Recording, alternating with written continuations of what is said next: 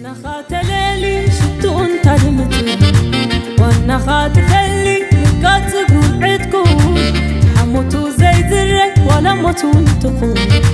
أبسالين عنديكم محلاكم آتيكم تذكرلون تبحري أمت كلي زلوت ارتخات التالي تذكرلون تبحري حدرو آتني عنديو من أصبخري سلام تخطاتل تفعبت ميديا خميت صنحو انا تصبو الله نسخاتكم صبوتو لولاي تسفا እንዳገበርኩም ባርናብ ትሕጂ ዘመጽ ዘሎ ብለኩም ሓቢርና ንካተሎ ውሏቸውን ስታዩ ዛፍ በፍሬው እንደሚያስታውቀው ሁሉ እነሱ ያስታውቃሉ። ለምሳሌ ፓርቲ የሌለበት ሀገር፣ ምርጫ የሌለበት ሀገር፣ ህገ መንግስት የሌለበት ሀገር፣ ወጣት የሌለበት ሀገር፣ ተስፋ የሌለበት ሀገር ተለጥፎ ለኢትዮጵያ ተስፋ ሊያመጣ የሚችል ሰው የለም። ከማን ነው የሚማረው? የነሱን ዲሞክራሲ እንዳይል መንግስት አይታወቅ፣ ካቢኔ አይታወቅ፣ ፓርቲ አይታወቅ፣ ህገ መንግስት የለ፣ ምርጫ የለ። እዛ ተለጥፎ ስለ ምርጫ መጠየቅ አይገርምም? ግን ምርጫ የለበት ተለጥፎ ስለ ምርጫ መጠየቅ መልእክቲን ምን መኻኑ ናይ ወገን ካርም ደሊኹም ዘሎ ፍሉቲ መቸም ኣብ ሃገሩ መጽኡ ምርጫ ገበር ዝበሎ መንግስቲ የለን ወይ ዝበሎ ሃገር የለን። ጉዳይ ሃገሩ ምርጫ ይግበር አይግበርሲ ንዑዛሕቶ ማንም ሰብ የለን።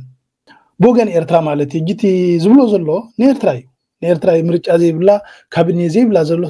ዘሎ ሲ ንኤርትራዩ እንድሕና ዝተፊልናሉ እታ ትሕግዞ ዘላ ኢማራትሲ ምርጫ ትገብር ድያ እታ ተኸልሶ ዘላ ኩርኩርናታ ኮይኑ ዘሎ ከልብናታ ኮይኑ ዘሎ ብሰንሰለት ተኣሲሩ ናብ ዝደለየ ዝነብሕ ዝገብሮ ዘሎ ስርዓት ናይ ኢማራትሲ ምርጫ ይገብር ዶ? እዚያ ንዑይና ንጎድፈሉ ፍሉቲ ትገብሮ ነገር የብላን ኣርባዕተነት ብንግበሮ ለዚ ግና ምርጫ በመግባርካ ካቢኔ በመህላውካ ህዝብ ኻነን ንሕድሕዱ ዝቃተልን ዝባልዕን እንተ ኮይኑሲ ዝስደድን እንተ ኮይኑሲ እንታይ ኣኻ ትገብር ዘለኻዩ እጅትህቶ ናይ ምህላውን ዘይምህላውን ዘይኮነስ ከመይ ንህዝብ ካብ ሰላም ተንብሮ እዩ እቲ ጉዳይ ብዝኾነ ኢትዮጵያውያን ባዕሎም እንታይ ይብሉስ ከናው ነብል የኢትዮጵያ የኤርትራ ህዝብ እየተሰደደ ነው ካልከኝ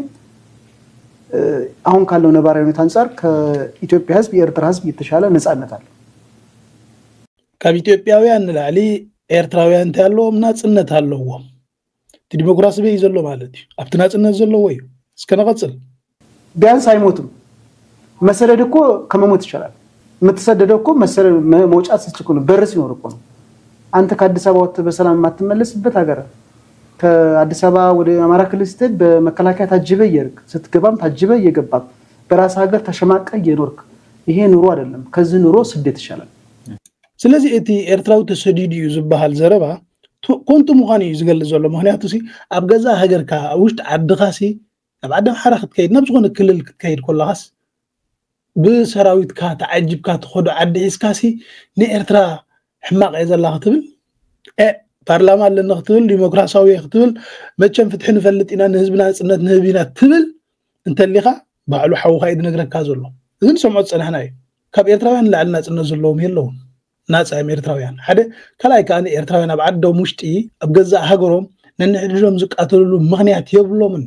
ትነንሕዱ ዝጣፋን ዝቃተልን ዘሎ ግን ፓርላማ ለኒ ዲሞክራሲያዊ ፍትሕ ለኒ ኢሉ ዝጻወት ብህዝቢ ዝላገጽ ዳምበር ሐቀኛ ከም ዘይኮነ ባዕሊ ኢትዮጵያዊ ዝገልጽ ዘሎ ምህላውን ዘይምህላውን ሽማዊ ፓርላማ ሽማዊ ዲሞክራሲያዊ ሽማዊ እዚ ገልጠምጠም ዝብልዎ ሰማዕናዮ ትርጉም የብሉን። ሽማዊ ሁሉ ግዜ ግብራዊ ኻ ግብራዊ ብግብሪ ህዝብታት ኢትዮጵያ ደም በሰላም ዝነብሩ ዘለው ህዝብታት ኤርትራ ተልካ ህዝቢ ኤርትራ በሰላም ዝነብር ዘሎ ሰብ ክስደድ ይኽእል ከም ኩሉ ህዝቢ ዓለም ዝኾነ ህዝቢ ናብ ካልእ ሃገር ነፍሱ ናብሩ ክቕይር ክስደድ ይኽእል ኢትዮጵያዊ ይኹን ኤርትራዊ ይኹን ወይስ ካልእ ኣብ ክፍለ ዓለም ዘሎ ሃገራት ማለት እዩ። ስለዚ እቲ ናይ ስደት ኣምጺኻ ፓርላማ ይብላን ኣምጺኻሲ ንስኻ እንታይ ኢኻ ትጥሕን ዘለኻ ይተኣርስቲ ህዝብኻ እንታይ ይድኸውን ዘሎ ኣብ መቕሎ ተጠጢቑ ዘሎ ህዝቢ ሒዝካሲ እንታይ ኢኻ ክትብል ደሊኻ ብዛዕባ ኤርትራ እዚ ንዕሚና ንጎድፎም እንተኾነ ግን ወዲ ሰብ ኣብ ኢዱ ዘሎ ወርቂ ኣይሪኦን እዩ ጨርቂ ኮይኑ ይስምዖ ኣባና ዘሎ ሰላም ኣባና ዘሎ ጸጋ ኣይንክተሎን ኢና መብዛሕትና ኤርትራውያን ብፍላይ ዞም ንሕና መንግስቲ ለውጥ ኢና እዚ መንግስቲ እዚ እንደልየና ዝብሉ ሰባት ማለት ኣይርድኦም እዩ እንታይ ሒዞም ከም ዘለው ወይ እንታይ ከም ዘሎ ኣብ ሃገሮም እንታይ ዓይነት መንግስቲ ምዃኑ ኣይርድኦም ምክንያቱ ኢድካ ዘሎ ወርቂ ዳርጋ ጨርቂ ኢሎም ኣቦታት ኣብ ካልኦት ሃገራት ዘለው ጉራብትና እንዳሪናዮም ግና እንታይ ከም ዘሎ ህዝቢ ንሪኦ ኣለና ሱዳን ንሪኦ ኣለና ኣብ መቐለ ከም ተጠቅጠቀ ስጋ ኮይኑ ኣሎ ከምኡውን ኢትዮጵያ ንሪኦ ኣለና ብሓፈሻ ማለት እዩ ተኾነ ግን ንቐፅል ስለዚህ አንዳንድ ጊዜ ኦን ዘ ግራውንድ ያለውን ብናይ የተሻለ ነው ብዬ ነው የማስበው እንጂ የኤርትራ ህዝብ ቁጥር ትንሽ ነው እኛ 130 ሚሊዮን እና ከዛ በላይ ነው የኤርትራ ህዝብ ከ7 ሚሊዮን አይበልጥ ቁጥር አይደለም የቁጥር ጨዋታ አይደለም 130 ሚሊዮን ህዝብ ያለባት ሀገር ኢትዮጵያ ውስጥ ሀገራዊ አንድነት ባለመፈጠሩ እየተገዳደልክ 130 ህዝብ ነው ማለት ይሄ ትክክል አይደለም ቁጥር አይደለም ኤርትራ ብትር ግን 7 ሚሊዮን ህዝብ ኤርትራዊ ናቸው ወይም ኤርትራን የሚወዱ ናቸው ከዛ ውስጥ 3 እና ከዛ ሚሊዮን በላይ ታጣቂዎች ናቸው ፕሮፌሽናል ናቸው ሀገራቸውን የሚወዱ እንደውም እኮ ኤርትራ እንደ ሳምፕል የምትወሰድ ሀገር ነች እኮ ስለ ሀገር ፍቅር ባቂ ስለዚህ ድማ ኤርትራ እንታይ ኢሉዋሎ ናይዚ በዛሕካ አይኮነን ንሕዱ እንዳተጣፈ ህዝብን እንዳተባልዐ خلاص ኤርትራ እንተላሊና ግን ከም ሓደ ህዝቢ ወይ ከም ኤግዛምፕል ከም ሳምፕል ትውሰድ ኤርትራ ከም ኣብነት ትውሰድ ቀጥ ዝበለ ሓደ ህዝቢ ሃገሩ ከዘፍቅር ኣብነታዊ ህዝቢ ኤርትራ በሐፈሻ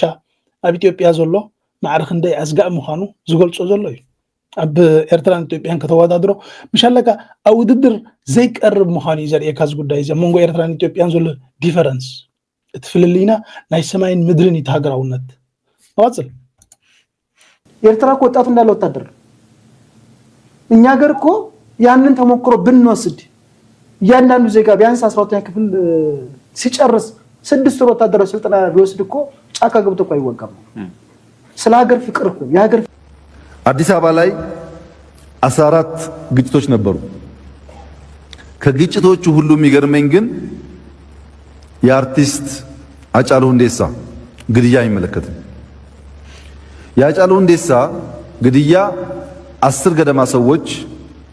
በሃጫሉ ካታጎሪ እንዲገደሉ የታሰቡ ነበሩ ብልጽግና ውስጥ ያሉ ኃላፊዎች ከብልጽግና ውጭ ያሉ ተቃዋሚ ፓርቲ ኃላፊዎች እንደዚህ ስማቸው የሚታወቅ ሰዎች በመግደል ሽብር ለማፋፋም መጀመሪያ ከኦሮሚያ አካባቢ ተወሰነ መግደል ከዛ ከአማራ አካባቢ ኃላፊዎች መግደል ግጭቱ የኦሮሞና የአማራ ማስመሰል ሰፊ ስራ ተሰርቷል ሃጫሉን አተናል ሌሎቹ እንዳይሳኩ በጣም ብዙ ሙከራ ስራ ተሰርቷል የሃጫሉ በተለይ የሚገርመኝ ከጥቂት ወራት በፊት አመት በፊት ሃጫሉ ሁንዴሳ እንዴት በቲቪ ታየ በኦሮሚያ ቲቪ ታየ ብለው ቁም ስቅላችን ያሳዩን ሰዎች በግምገማ መከራ ያበሉን ሰዎች የኦሮሞ ታጋይ ሃጫሉ ተገደለ ብለው በቲቪያቸው አስተላልፉ እሱን ተከትሎ የነበረውን ነገር ያው መታቆት ነው በጋምቤላ 7 ግጭት ነበር በጋምቤላ ክልል ብቻ ሳይሆን በካምፕ ስደተኞች ካምፕ ጭምር ግጭት ነበር በደቡብ የጌዲዮን ታቃላችሁ ጉራ ፈርዳ ላይ ኮንሶ ላይ ሚዛን ቴፒ ላይ በሌሎችም አካባቢዎች በተለየ ጌዲዮ በጣም የሚገርመው በጌዲዮና በጉጂ መካከል እዚ ጋታፍ ግን ሰምዑ ጽኒህና ኣለና እንተኾነ ግን እስከ ኣብዚ ናይ ዝሞት ናይዚ ሓጫለ ዝበሃል ስነ ጥበባዊ እግዚአብሔር ኣብ የማና ኢሉ ይቀበሎ ኢና ክንብል ደሊ ምክንያቱ ኣብዛ ምድሪ እዚኣ የለን እንተኾነ ግን እስከ ነስተብል ሓጫለ ብምማቱሲ ምን ይድረብሕ ምክንያቱ ኦሮሞኛ እዩ እዚ ፓርቲ ጋዚ ናይ ኦሮሞ ፓርቲ እዩ ስለዚ ንገዛእ ስነ ጥበባዊ ኣቅቲሉ ንሱ ተፈታዊ ክኸውን ዝፀዓረ ባዕሉ እዩ እዚ ደመኛ ሰብ ደም ሰብ ሰትዩ ዘይፀገበ ኣብ ኢትዮጵያ እዩ ሕጂ ድማ ዘቃትሎ ዘሎን ኢትዮጵያውያን ንሕድሕዱ ኣምሶለኛ ክንሰምዖ ፀኒሕና ኢና ፓርቲ ዘይብላ ሃገር ዲሞክራሲያዊት ሃገር ዶ ገለ ዶ ክብል ፀኒሑ ባዕሉ ኸኣኒ ካብቶም ስነ ጥበባውያን ፍሉጣት ሰባት ሲሒቡ ጎቲቱ ኣቅቲሉ ኣብ መወዳእቱ ኣብ ኣምሓራ ኣብ ትግራይ ኣብ ኦሮሞ ኣብ ኩሉ ዝግበር ዘሎ ምቅታል ዘሳውሮ ዘሎ ባዕሉ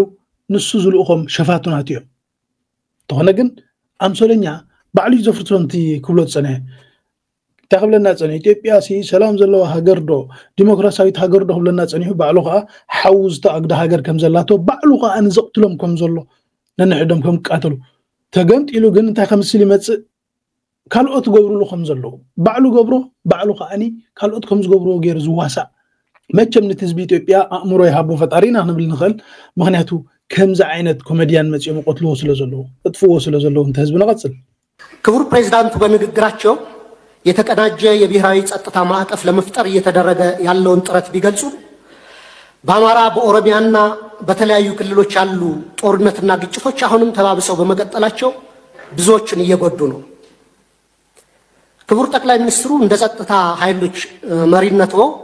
ካለፈው ዓመት ወዲህ በአማራና በኦሮሚያ ክልሎች በእነዚህ ጦርነቶች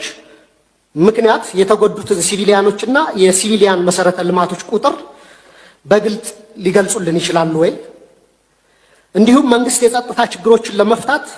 ጽንፈኛና አሸባሪ የሚላቸውን ቡድኖች ከመውጋት ባለፈ ለሁለቱ ክልሎች ከወታደራዊ አማራጭ ውጭ የተለየ ፖለቲካዊ መፍትሄ ለመስጠት ለምን አይሰራም? የኢትዮጵያ ህዝብ የእርስ በርስ ጦርነት አንገፍግፎታል። በአገር ውስጥ ተንቀሳቅሶ ሰርቶ መብላት ከብዶታል። አገራችንም እንደ ኮሎምቢያ ከውስጥ ታጣቂዎች ጋር 50 ዓመታትን እየተዋጋች ልትቀጥል አትችልም። መቸም ን50 ዓመት ከም ኮሎምቢያ እንዳተዋጋት ክትቅፅላይ ትኽእልኒ ኣነ ንሕድሕዳ ኢትዮጵያ ዝብሎም ዘሎም ማእኸል ፓርላማ እንታይ ኣፍሪያ ኢትዮጵያ ድሕሪ ዝዘረባ እዚ ለውጢ እንፅያዶ እናናሃረን እንዳገደደን ዝኸይድ ዘሎ እዩ እንድሕሪናዮ ማለት እዩ። ስለዚ ፓርላማ ህሊካ ስለዝተዘራረብካ ዘይኮነስ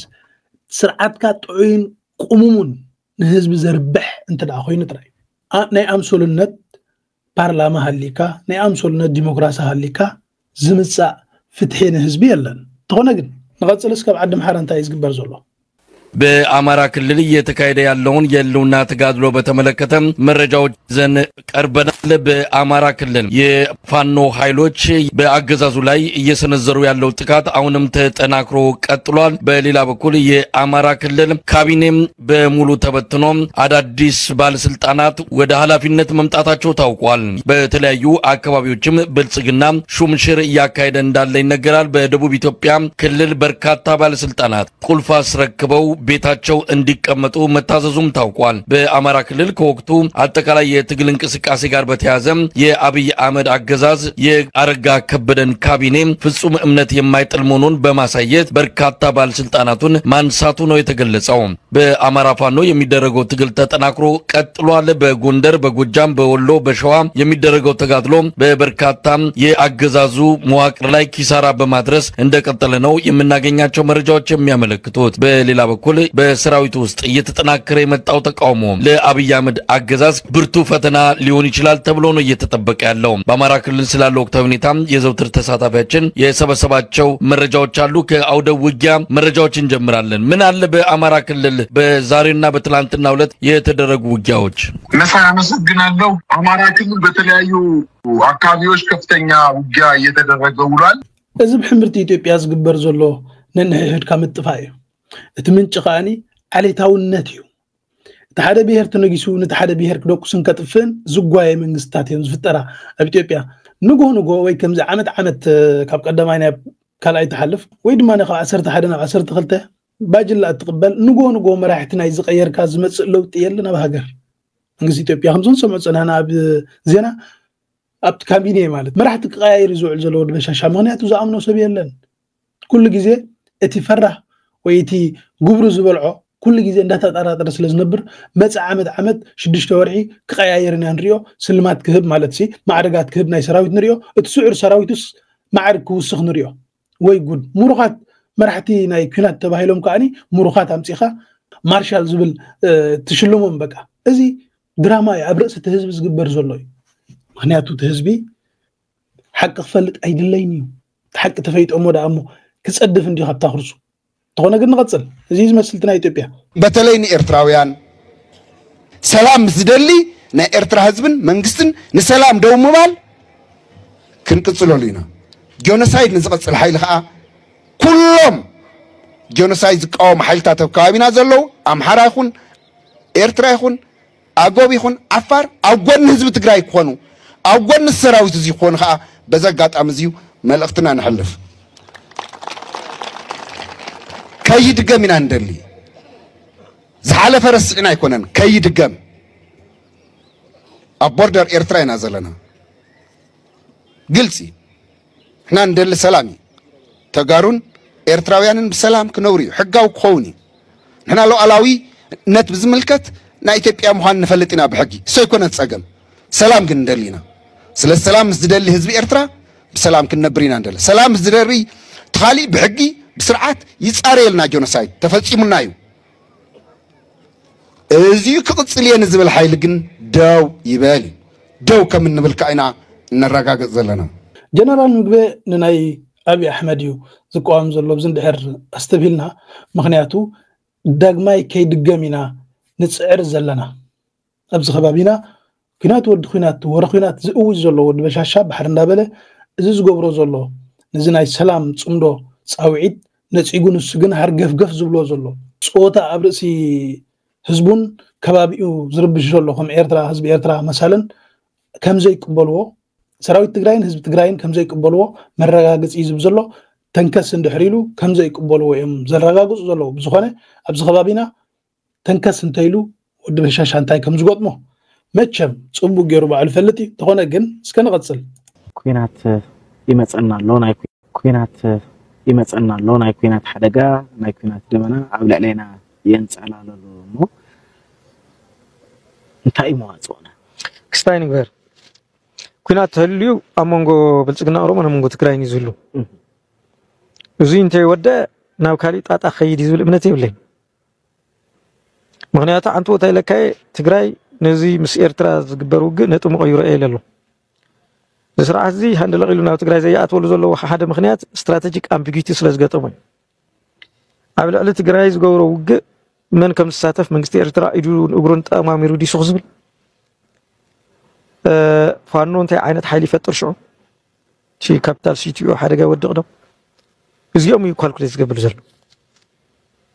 እዚ ቲ ስትራቴጂክ አምቢጊቲ ማለት ቲ ጌም ንጹር ኮይኑ ማነች ጎሮ ስለዚህ ካለ ሻፈዚ ተዘይ ኮይኑ ውግ እንደሐረልዩ ናይ መጀመሪያው ውግ ናይ ብልጽግና ኦሮሞ ኣብ ልዕሊ ትግራይ ዝኹ ተዘይ ኮይኑ ትግራይ ከም ዘላታ ገዲፉ ናብ ኤርትራ እንትኸይዱን ካል ሓደጋ ስለዝሆነ ሓደ በቱ ዝወልኩ ከቢዲ ናይ ትግራይ መሬት ተጣምካው ትገብሮ ካልኣይ ታይ ከም ዝገጥሞ ያው ኢንተርናሽናል ኮሚኒቲ ውን ታይ ከም ዝገጥሞ ኣይፈልጥን ስለዚህ ክገብራ ዝኽእል ህዚ ምስ ትግራይ ዝግበር ውግ ናይ ውሽጡ ጉዳይ ኢሉ ንኤርትራ ኮንቴይን ምግባር በፕሮፓጋንዳ ንስኹም ናውዚስ ክትሕግዙ ሲትረፍ ንባዕልኩም ውን ሓደጋ ስለ ዝኾንኩም ኢልካ ናሽናል ቦና ጸቕጥ ብምፍጣር ካብኡ ኮንቴይን ትገብሩ ማለት እዩ ናይ ውሽጡ ጉዳይ ዝገብር ዘለኹ ኤርትራ ኣብ ናይ ውሽጡ ጉዳይ ከይተኣቱ ገለ ዓጉስለይ ዝብል ኣውያት ብምስማዕ ኣብ ልዕሊ ትግራይ እዩ ናይ መጀመርያ ውግእ ክገብሮ ዝብል እምነት እዩ ዘለኒ ብርግጽ أنا وش تقول داية تقولون إرتراح خصوصا زغل مورال إلا نوقس لذا أوجل عليها مالتي الزو جن بمورال أنصار مسرعات زي مزرابن وزي يشجرون زي تحسن الكا محسابن سلزي كأل سلزي مواجه خوون زلوا ناي جنرال مجبا خبلت سنهن إذا حونا خبلت سنهن تدا تأساسيرنا يو تقول دايزن سؤال زلونا بيرترا ترايدي يكونس ناب تجري مهان فلوتيو سلزن تاي كور دهم زغل ود بشاشات صبو غير فلتيو جن ينو كله إذا منو قايناتو أبي كتب صحيح أسيلنا هنرينا ناو نبلنا بتود بشاشة بوالا إيرترا بريزيدنت ولا إثيوبيا سيمتو የመጀመሪያው መድረክ ያደረግነው ሚሊኒየም አዳራሽ ነው ብዙ ህዝብ አለበት በላይቭ ቲቪ ሁላችሁ ወይ ነበራችሁ ወይ ሰምታችኋል ካልሰማችሁ አሁን ገብታችሁ ዩቲዩብ ላይ ስሙት የመጀመሪያው ስብሰባ አሰብ ነው የሚለው እሳቸው ባሉበት ለህዝብ በሚገባው ልክ የረስታችሁን ለማስታወስ ብቻ ነው ኤርትራ ስመላለስ አስመራን ካየው በኋላ ከክቡር ፕሬዝዳንቱ ጋር አሰብ መሄድ ፈልጋለሁ ብዬ አሰብ ሄጄ ነበር አሰብ ባህሩ ጋር ቆመን ያወራነው ምንድነው ስለ ፖርት ነው ተመልሳችሁ ማየት ትችላላችሁ የት ኤርትራ ምድር ውስጥ ሶስተኛ የመደመር ትውልድ መጽሐፍ ላይ በግልጽ زدون قرو خمس خن سمعت أنا سيب زعبا عصبي زارب نيرب لنا له أوكي أخت زارب تغلي هاختون هاكو زي تغل كتكارت تغلي هاختون نوي تغل نخا زربا كاو يجون زتناس أقولو سنة هدي إلكا أي تتهوى خاب حدا انترفيو كور بريزيدنت سياسة فرق زبالون ده سمعهم لهم أبا عمد قرب هو خبلا كاي نسبو نجار تسبو نجار دوليو هو خبلا كاي مهنياتو هو هيكون نزبلا كا شت أرائناتو كم زي قول عمسيلو مسكين مسيلو بروق مسيلو حلاي حزب مسيلو نتسوز دوليو زلو أبي تبيع بحر زمس نقول كبها للي نخد صوتيلو يا إزباو جنبار جرم مسيلو وسي أحسب زيتونا زين ما قالوا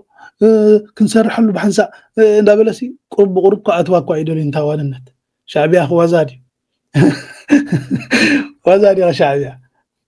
يفتح الله سلوز بولا ناب كم زعتي مالتي كم قيوم كإمارات زبال سلوزلو والفساد سلوز غون قلتيهم تتحيزهم زغبرو زلو نريو لنا مالتي انت قلنا جن دحنه مهانوسي بقى سلام سلز جبركا محزنت سلز دلدللكا نتنايتي مزنت دلديلو زلوس واننتو منزعي الكا بفقري يحسب فقركو وهابدا انبر تقبالي يكون فلدي سلازا فقرو قاسي سلازا فقر كايم قاس كنت منزعهم نبرتهم هذا وين ابي تماهير وازا سرق بفقري قول مات ጂኦፖለቲክስን አስፍሬ የአሰብ ጉዳይ አስቀምጬ ለኤርትራ ባለስልጣናት በስጦታ ልኬላቸዋለሁ። ሚስጥር እኮ አይደለም፣ ያውቁታል። ለሁሉም ልኬላቸዋለሁ። አራተኛ እናንተ የምታውቁት የዛሬ 6 ዓመት 5 ዓመት ባህር ኃይል አቋቁመናል እኮ እና ምን እዚህ ውስጥ ነው አይኑ ባህር አቋቁመ ነው።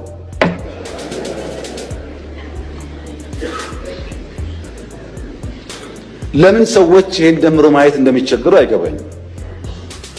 ኢትዮጵያ ቀይ ባህር እንደሚያስፈልጋት ከለውጡ በፊትም እናምን ነበር፣ እንናገር ነበር። ያኔ መደመጥ አንችልም። ከጀመርንበት ቀን አንስቶ ግን ንግግሩ አለ። ያ ንግግር ግን ሰላማዊ መሆን አለበት። የተከበሩ እንዳነሱት ከኤርትራ መንግስት ጋር ተስማምተን ከዚህ ወደ አሰብ ሄደው መንገድ ጠግነናል እኮ እኛ እንከፍታለን ጠግነን ነበር። ከጠገን በኋላ ችግር አለብን ፖርቱ ተዳክሟል አሉን። تزغرم እንታይ ይመስለኩም ኣብዚ ለኽቡጦ ዘሎ እቲ መንገዲ አሰብ ኢትዮጵያ ማለት መተዊ መንግስት ኤርትራ ሙሉ በሙሉ ስሪሑ አዳልዩ አጻፊፉ እዩ በወገን ኢትዮጵያ ግን ዝሰርሕዎ ክፉእ ነገር ስለዝነበሮም ነቲ መንገዲ ኣይቀጸልዎን ደዋቢሎም ወንሰምባዕሎም በኤርትራ ዝስራሕ ጽርግያ ድሕር ደግም የለን ስሪሕ መጻይፎም ወዲዮም በኢትዮጵያ ክመጽእ ዝግብኦ ናብ ኤርትራ ግን አሞንጎ አቋሪጾሞ ጀሚሮምስ አቋሪጾሞ ንሶም ዘቋረጾ እንታይ ክብለናይ አስተብሉ ካልኣይ ኣብዝኾነ ዝተብሎ ዘለና ብዛዕባ መንግስቲ ኤርትራ እንዲ ትዛረብ ዘሎ መንግስቲ ኤርትራ እንድሕር ሰሚዕናዮ ንሰላም ዝተቀበሎ እንታይ እዩ ነይሩ ትውዕል ተልናዮ እቲ ውዕል አልጀርስ ሙሉ በሙሉ ከም ዘለዎ ተቀቢለ የለኹ ስለዝበለ እዩ እምበር ባድመ እንድሕር ዘይገድፍ ኮይኑሲ ሓሰብ ከመይ ይህቦ መንግስቲ ኤርትራ ቁርብ ደሓስብ ህሉዶ ኢትዮጵያ እስከነስተብል ባድመ ዝብል ባሕር ዘይብሉ መሬት ማለት እዩ ባድመ መሬት ጥራይ እንተ ደኣ ن18 ዓመት بعقلن تعقستن تصبيو መንግስቲ ኤርትራ ንዓሰብ ዳ እንታይ ምሲሊ ይክህቦ ሙኻኒ ባሕሪ ቁርብ ባለሁን ሕሰብ ላዚያ ብዙሕ ትንታና የድልያኒ ንቀጽልህ አሁን አንዳንዶች ልክ ጸቡ እንደ ኦቨርናይት የመጣ ይመስለው እንደዛ አይደለም ታሪኩ ስለማንናገረው ነው መንገድ ጠግነን ከጨረስን በኋላ ፖርቱ ችግር አለበት ሲሉ የጋራ ወዳጅ የሆነ ሀገር ለምነን ጄነሬተር እና ክሬን በእርዳታ ወደ ኤርትራ እንዲመጣ አድርገን አሰብ ፖርት ሲደርስ የኤርትራ መንግስት አልፈልግም ብሎ መለሰ። መንግስት ኤርትራ ብልማኖ ይሁን ብትካወ ዝመጽእ ከምዘ ይቅበል ብተንኮልን ክፍአትን ካብያም ጽሞ ለሚኖም ኢትዮጵያውያን ሞ ብተንኮልን ክፍአትን ምስቶም ተሻጢሮም ክሰርሕዎ ዝደለዩ ስለዚህ ፈለጦም ሰራውር መንግስት ኤርትራ ወይ ድማኒ ስለያ መንግስት ኤርትራ ቀሊል ከምዘ ይኮነ ክርዳና አለው ደሓን ይፍታሕ الله ملس هذه አጥራይሎም دحري بعلنا اتينا دو جنريتراتو توديا تاغي مقصل تايدل يزلمان يعني እኔ ገባን ይሄ ነገር ለከተስፋ የለውም ይለው መንገድ ጠገን ለምንም ብናመጣም ፍላጎት አልነበረ ወደ ኤርትራ ልክ እንደ ሱዳን ልክ እንደ ጅቡቲ በእኛ ውጪ ፓወር ትራንስሚሽን ቀጥለን ፓወር እንስጣችሁ ጄኔሬተር ተጠቀሙ ብለንም ቆይና ስብበት ነው የተባለው ህሰቡሙ ጄኔሬተር ወይ ድማኒ ኖርማል ታራ ዝኾነ ኤሌክትሪክ ፓወር ከነምጻልኩም ድሕሪል ካዮም መንግስቲ ኤርትራ ተራ ግን ሓስቦልይና ጽናሕ ኢልካሲ ብዛዕባ ዓሰብ ንኽትውን እንዳ እንታይ ይኽብለካ ባሉ ኮይ ትነግር ዘሎ تمنقدقة أي ودون أمون قون السوم يوم قدي فمو من قصي يرتلاق نتصرقي سريح وديو بيرتلاق سرقي يلا 4 نتبي رأي وغمي يقولون نزيز بيدانا قرو لقفتون خصقن نريدوانن ጌታቸውን አብ ክልል ዓፈር በፍላይ ድማ አወረዳ ቢሩ خبصح مغبارو ይዝከር እዚያ ክልተ ዕላማ ይነርዋ ሓደን ፕሮፓጋንዳ ሓደ ድማ ነተመተንፈስ ሲኢን ዘሎ እኽብካብ ሰራዊት ካላ አንፈትን ተተረኽበሉ ንምርድዳ ይይ ኣብዚያ ሕጂ خصحقكم ሓዙ ሰራዊት ሚዲያና ይሸል በሻሻ እንታይ ይብሉለው ኢሳያስ አፈወርቂ ያልጠበቁት ክስተት ከአሰብ በ80 ኪሎ ሜትር ርቀት ላይ በመትገኘው የቡሬ ከተማ ላይ ተፈጥሯል ኢሳያስ አፈወርቂ ዘይተጸበየው ነገር ካብ አሰብ 80 ኪሎ ሜትር አብርሒቃ ትርከብ ቦታ ቡሬ አምናይ ኢትዮጵያን ኤርትራን ኮይናት አቢ መስዋዕት ዝተኸፍለሉ ቦታ ኮይኑ ፍሉጥ ቦታ እዩ ስለዚህ ኢትዮጵያ ንቀይሕ ባህርን አሰብን ሕቶ ካብ ጀመረቱሉ ጊዜ ጀሚሩ استفلالي سبسلطان نابدوب إيرتران إثيوبيان مبصح غبريم أبوري ختم على مستقبر مبصحكن ننا إيرترا سبسلطان تنقر تخوينو مالو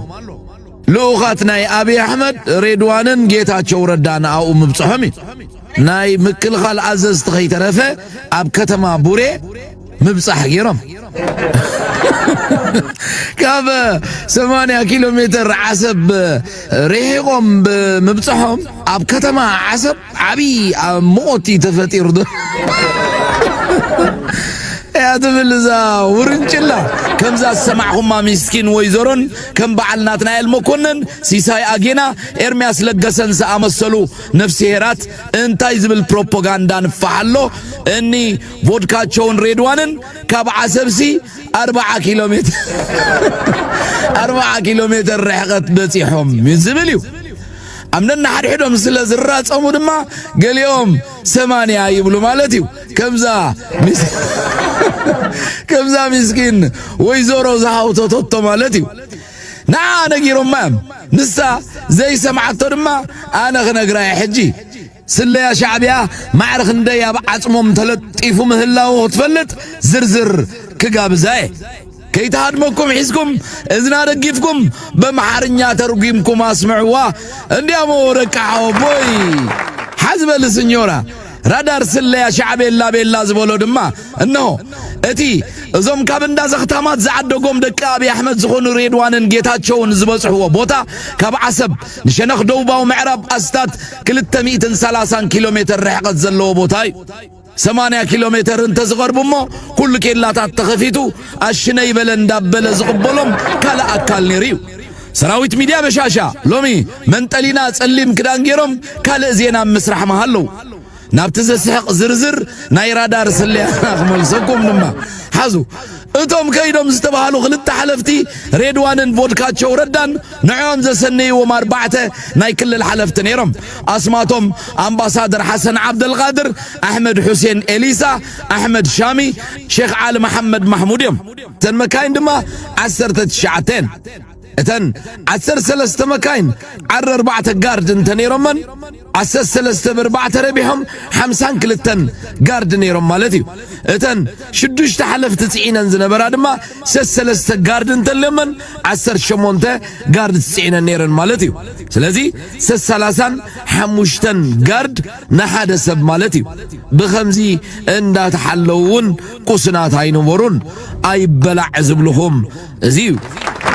سلازي ازوم كلتا حشما بيرو يوم بصيحم 230 كيلومتر ابتي بوريز تباهلغن ازيوم يمزلو بيرون بورين فلالي لهم وا ابي احمد دما نغيركا اذا سراح ازوم ناتكا سراويت ميديا اي بقعات يوم قلا يغير صنحي تسلدوا القباب بلنا نبلشو محدرة أول 4 عندي استقاوموا من أسيات قواني نتي بما أقولهم سنتيغو ناب الديسابة زحلف مسمر تسرقيات جبوت الديسابة معصاو سلف كايدهم حتى زمن أسيات بغندو نلعل عمد زغدا سنة صوري 6 ماين مقبن كوينو كمون نياستات شمونت أوارح دوموس كم زي تخفلوهمي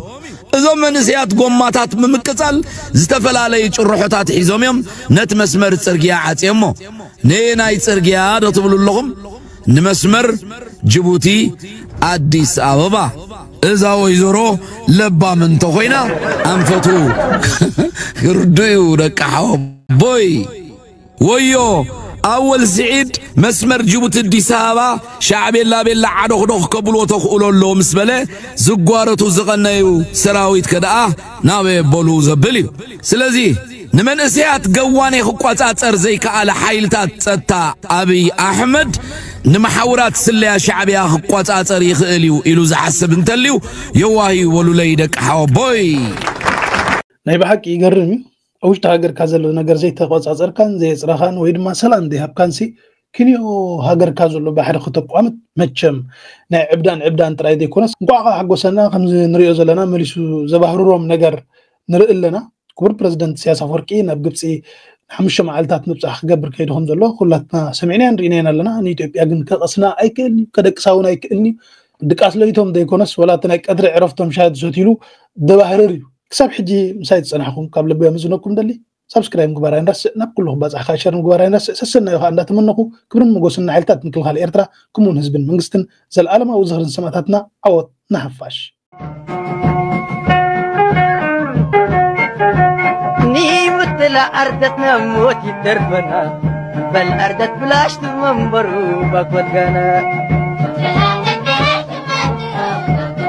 لقاملت أردتنا شرفنا حياتنا نيمت لأردتنا موتي ترفنا بل أردت بلاش تمنبرو باكوت غانا